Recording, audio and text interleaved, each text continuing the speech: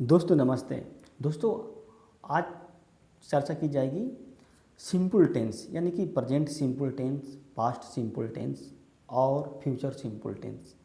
मतलब इसको बनाने के लिए, इनको सीखने के लिए आपको क्या क्या करना पड़ेगा। देखिए, सिंपल टेंस से व्यक्ति के स्थिति और दशा को मालूम चलती है। जैसे आप एग्जाम्पल के तौर पर ले सकते हैं कि राम पढ़ता है, राम पढ़ता है। अब फिर इसको राम पढ़ता था, राम पढ़ेगा।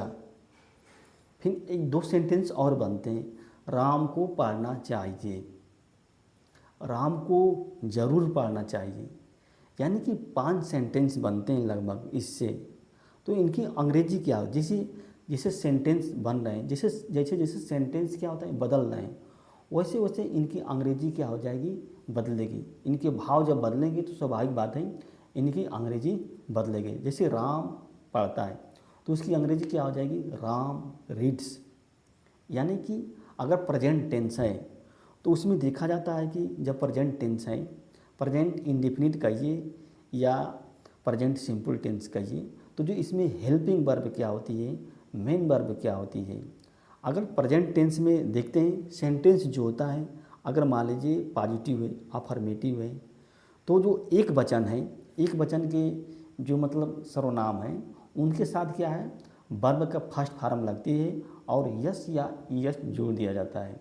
जैसे राम पढ़ता है तो राम रीड्स, मतलब रीड के साथ क्या होता है, यस या यस जोड़ दिया जाता है। राम जाता है, राम गोज, यस जुड़ गया होता है। लेकिन ये सब एक वचन के साथ होता है। अगर मान लीजिए बहुवचन होता है, जैसे आई वी यू दे, अगर इनके साथ होता है, जैसे क्या होता है वे पढ़ते हैं तो दे रीड, सिर्फ क्या होता है वर्ब का फर्स्ट फॉर्म ही यूज होती है, वर्ब का फर्स्ट फॉर्म यूज होती है। क्या होता है वे खेलते हैं, दे प्ले, तो मैं पढ़ता हूँ, आई रीड। यानी कि बहुवचन के साथ जो होता है वर्ब का फर्स्ट फॉर्म लगती है, इनके साथ यस या यस नहीं लगता है।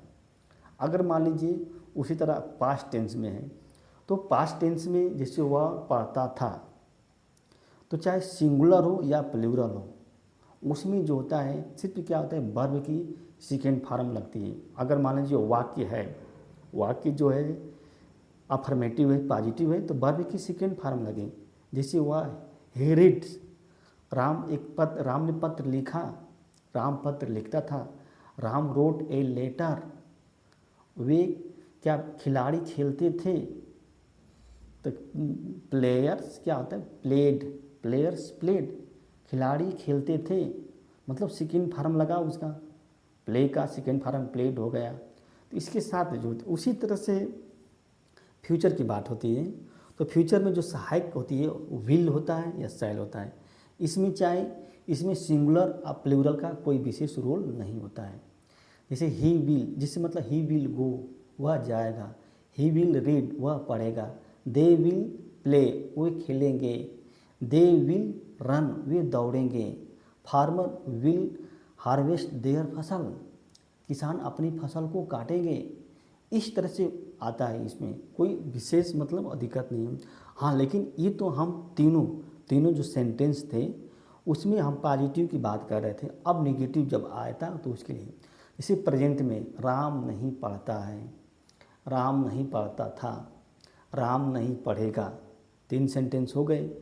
तो इसमें क्या होता है, जो प्रेजेंट टेंस होता है, प्रेजेंट इंडेफिनिट टेंस होता है, तो जो उसमें नेगेटिव रहता है तो उसमें डू या डज, जो हेल्पिंग वर्ब होती है उसके अनुसार यूज करते हैं, डू या डज का। और पास्ट इंडेफिनिट टेंस में डिड का यूज किया जाता है, डिड। इसमें चाहे सिंगुलर हो या प्लूरल हो, लेकिन प्रेजेंट इंडेफिनिट में जो बहुवचन होता है, जो प्लूरल होता है, उसके साथ डू का प्रयोग किया जाता है, और जो एक वचन होता है उसके साथ क्या होता है डज का प्रयोग किया जाता है। तो इस तरह होता है। और फ्यूचर इंडेफिनिट टेंस में सिर्फ ओनली क्या होता है विल का यूज किया जाता है, विल नॉट का यूज किया जाता है। जैसे राम नहीं पढ़ेगा, राम विल नॉट क्या रीड। तो इसको कैसे बनाएंगे, जैसे मतलब वो क्या, वे खेल नहीं खेलते हैं, they do not play, they do not play, वे खेल नहीं खेलते हैं। वे खेल नहीं खेलते थे, दे डिड नॉट प्ले। हाँ, लेकिन एक चीज़ है, अगर सेंटेंस क्या होता है, निगेटिव है, तो उसमें वर्ब की फर्स्ट फॉर्म का यूज होता है। इस बात को आप हमेशा याद कीजिएगा, वर्ब का फर्स्ट फॉर्म। जैसे वे नहीं खेलेंगे, दे विल नॉट प्ले, वे नहीं खेलेंगे। इस तरह से कोई भी सेंटेंस होता है आप बना सकते हैं बहुत ही आसानी से। तो इसमें जैसे क्या, हम नहीं गाते हैं, हम नहीं गाते थे, हम नहीं गाएंगे। क्या होता है, we do not sing, we did not sing, we will not sing. ये तीनों फॉर्म हो जाएगा इसका। जैसे क्या है, तुम नहीं सोते हो, तुम नहीं सोते थे, तुम नहीं सोओगे। You do not sleep, you did not sleep, you will not sleep. ये तीनों फॉर्म हो गया एकदम। इसी तरह से कोई भी बना सकते हैं। राधा नहीं नाचती है, Radha does not dance. Radha नहीं नाचती थी, Radha Radha did not dance. Radha मतलब नहीं नाचती थी। फिर अगला, राधा नहीं नाचेगी, राधा विल नॉट डांस। ये हो गया। इसी तरह से आप, ये तो मतलब निगेटिव हो गया।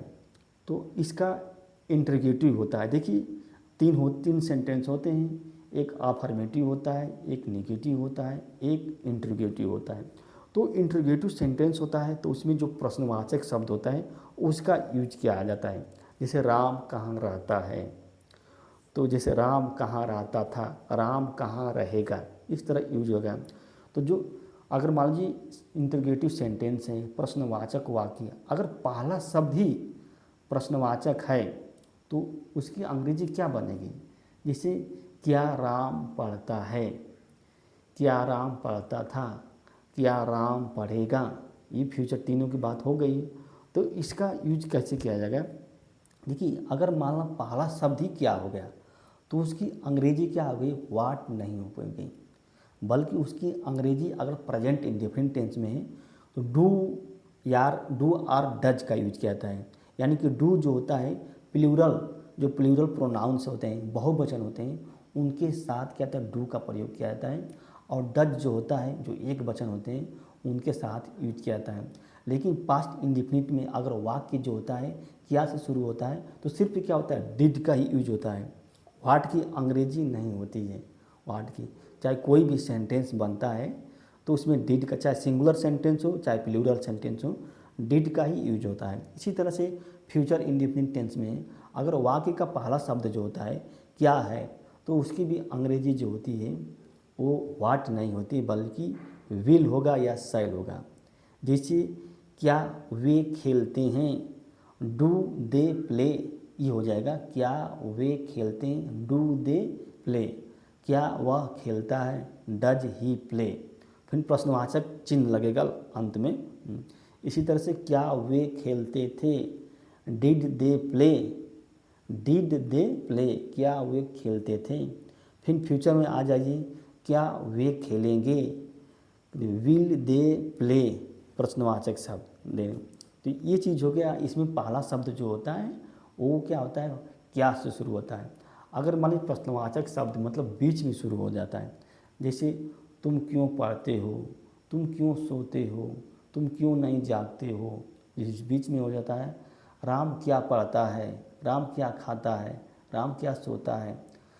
राम कहाँ रहता था, राम कहाँ रहता था, राम क्यों रहता था, राम क्यों पढ़ता था, राम क्यों सो जाता था, किसान क्यों फसल काटते थे, किसान कहाँ रहते थे। इस तरह के जो वाक्य हैं, फिर इनका फ्यूचर कर लेंगे तो क्या आता है, राम कहाँ रहेगा, श्याम कहाँ सोएगा, बालक क्या करेंगे। इस तरह के होते हैं, विद्यार्थी क्या करेंगे, टीचर क्यों पढ़ाएगा। इस तरह के जो वाक्य होते हैं वो फ्यूचर टेंस में होते हैं। तो बस इनकी जो प्रश्नवाचक शब्द जो आते हैं इनकी अंग्रेजी जो होती है पहले शुरू होती है और जब सेम जो प्रोसेस वहीं होता है। जैसे राम कहाँ रहता है, वेयर, कहाँ जो राम कहाँ है तो जो कहाँ शब्द है वो पहले लिखा जाएगा। वेयर डू राम लिव, मतलब राम कहाँ रहता है। वेयर डू नहीं डज लगेगा, देखिए राम जो होता है सिंगुलर है ना, तो डज लगेगा। वेयर डज राम लिव, प्रश्नवाचक चीज, मतलब राम कहाँ रहता है। फिर तुम कहाँ रहते हैं, वेयर डू यू लिव, तुम कहाँ रहते हो। तो क्या हो जाए इसका, ये तो मन प्रेजेंट इंडेफिनिट में है।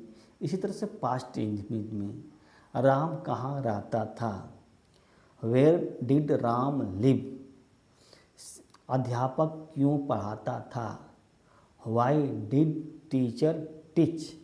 देखो वाई डिड टीचर टीच, उन्हें अध्यापक क्यों पढ़ाता था। विद्यार्थी क्यों रोते थे, क्यों, वाई, तो why did student weeping, weep मन होता है रोना, या क्राइंग मन चिल्लाना, वीप रोना होता है, तो प्रश्नवाचक चीज।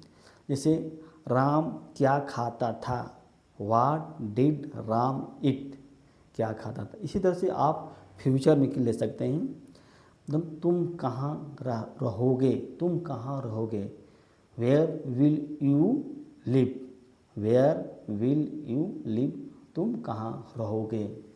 राम कहाँ, मतलब कहाँ सोएगा, राम कहाँ सोएगा, वेयर विल राम स्लीप, मतलब राम कहाँ सोएगा। किसान क्यों अपनी फसल को काटेंगे, किसान क्यों अपनी फसल को काटेंगे, तो why will farmer harvest their, their मतलब क्रॉप, प्रश्नवाचक चीज, मतलब फार्मर विल, सॉरी तो वाई फार्मर विल, सॉरी ये नहीं हो जाएगा, मतलब why will farmer harvest their crop, मतलब किसान अपनी फसल को क्यों काटेंगे, ये हो जाएगा। अब देखिए एक ऐसा सेंटेंस आता है जिसमें नेगेटिव और इंट्रोगेटिव दोनों रहता है। राम क्यों नहीं पढ़ता है, तो बस सेम क्या जो प्रश्नवाचक है शब्द वो पहले लगेगा, राम क्यों नहीं पढ़ता है, तो why does Ram not read, why लगेगा, फिर डज हेल्पिंग वर्ब लगेगी, फिर नाउन लगेगा, फिर प्रोनाउन लगेगा, फिर वर्ब के फर्स्ट फॉर्म लगती है। तुम क्यों नहीं सोते हो, तुम क्यों नहीं सोते हो, why do you not sleep, तुम क्यों नहीं सोते हो, इस तरह हो जाएगा। इसी तरह पास्ट में हो जाता है कि राम क्यों नहीं खाता था, क्यों नहीं खाता, why did Ram not eat, Ram क्यों नहीं खाता था। खिलाड़ी क्यों नहीं खेलते थे, why did player not play, खिलाड़ी क्यों नहीं खेलते थे। इसी तरह से फ्यूचर में भी हो जाएगा। फ्यूचर के ले सकते हैं कि फ्यूचर में क्या ला सकते हैं कि राम क्यों नहीं पढ़ेगा, why will Ram not read, Ram क्यों नहीं पढ़ेगा। फिर क्या होता है, खिलाड़ी क्यों नहीं खेलेंगे, why will player not play, खिलाड़ी क्यों नहीं खेलेंगे।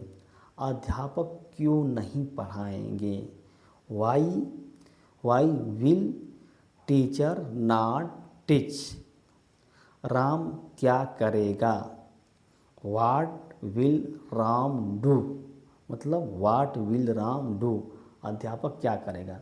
तो आप ग्रामर की बुक खरीद लीजिए, उसको पढ़िए, और जो मैं बता रहा हूँ उसको अगर आप सुन लेते हैं तभी आपको इंग्लिश का नॉलेज बढ़ जाता है।